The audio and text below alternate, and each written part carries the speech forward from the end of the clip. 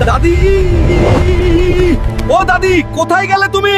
আরে দাদিকে তো দেখছি না, বুড়িটা গেল কই?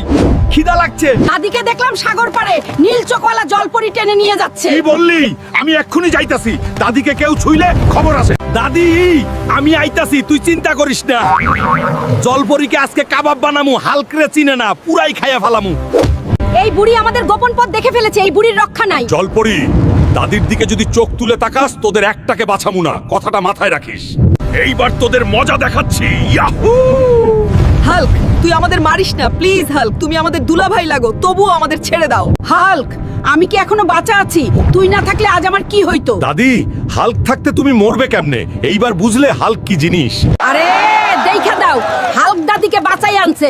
হাল্ক, তুই রিকশা চালানো বাদ দে। রিকশা চালানো বাদ দিলে খাবো কি? হাল্ক তোমাদের বিনোদন দিতে সব সময় পাশে থাকবে। যদি ভিডিওতে লাইক করো, কমেন্ট করো এবং সাবস্ক্রাইব করে দাও।